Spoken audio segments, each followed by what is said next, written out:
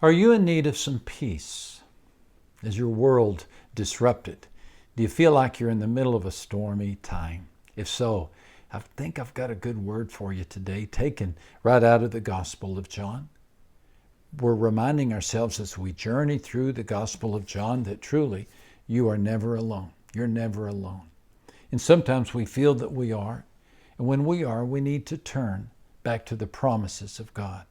And one of those promises is the promise of peace. The promise of peace. I think I can do this one in 8 minutes. So if you have 8 minutes, I hope you'll join me as we open our Bibles to John chapter 14. But if you don't have the time or if you don't have the interest, please, no worries. If you have any prayer needs, post them right there on the page before you slip out. We'll do our best to pray for you. You know, when mariners describe a tempest that no sailor can escape, you know what they call it? They call it a perfect storm. Not perfect in the sense of ideal, but perfect in the sense of combining factors. All the elements such as hurricane force winds, thunderstorms, cold front, downpour of rain, all those elements work together to create the insurmountable disaster, the perfect storm. The winds alone would be a challenge, but the winds plus the cold, plus the rain, the perfect recipe for disaster. Now, you don't have to be a fisherman to experience a perfect storm. All you need is a combining set of factors, a layoff plus a recession, a pandemic plus a job transfer, a breakup plus college rejection. You can handle one challenge, but 2 or 3 or 4 at a time, one wave after another, one gale force followed by thunderstorms. I mean, it's just enough to make you wonder, will I really survive the storm? Well, the good news is Jesus left us with a promise, an answer. He says this, "Peace I leave with you. My peace I give you. I give you not as the world gives. Do not let your hearts be troubled, and do not be afraid." What a precious promise in John 14 and verse 27. No, this is not a peace from Jesus. It is the very peace of Jesus. My peace I give you. This kind of peace is not a human achievement, folks.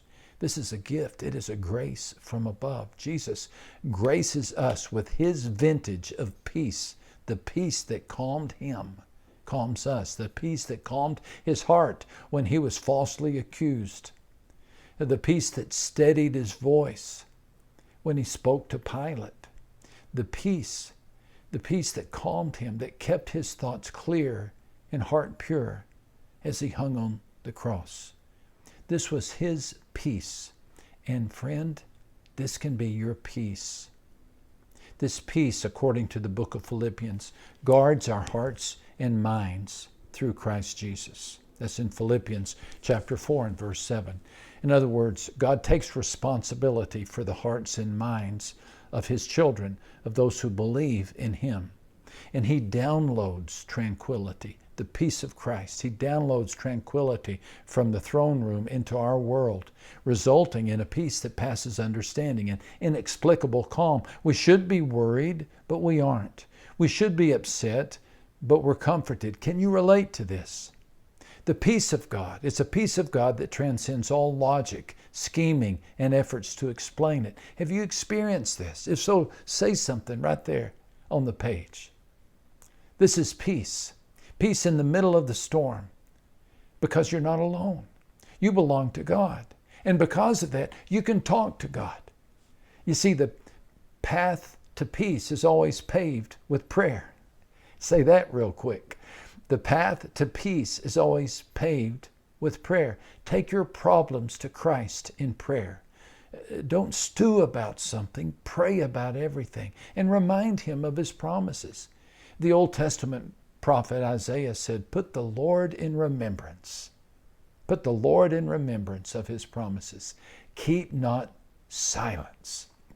That's in Isaiah 62 and verse 6. And God told Isaiah, put me in remembrance. Let us contend together. Isaiah 43 in verse 26. You see, God invites you. Yes, He commands you. Remind Him of His promises.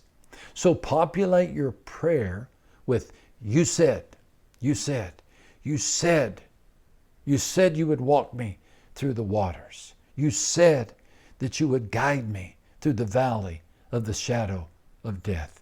You said you would lead me through the difficult times and meet me in the middle of the storms. You said that you would never, ever leave me and that you would never forsake me. You stand on these promises, not because God needs to hear them, but because you need to declare them, and Satan needs to know that you know them. So find a promise that fits your problem and wrap a prayer around it. And these prayers of faith, friend, touch the heart of God, and they activate the angels of heaven, and miracles are set into motion. Your answer may not come overnight, but it will come, and it may come overnight. But you will overcome. You will. Again, the path to peace is paved with prayer. So, folks, less consternation, more supplication, fewer anxious thoughts, more prayer-filled thoughts. And as you pray, the peace of God will guard your heart and mind. Friend, remember, God is closer to you than you can ever imagine. You're never alone. Never alone. You've never lived one unloved day, and God is with you today to give you the peace of God. May you receive it.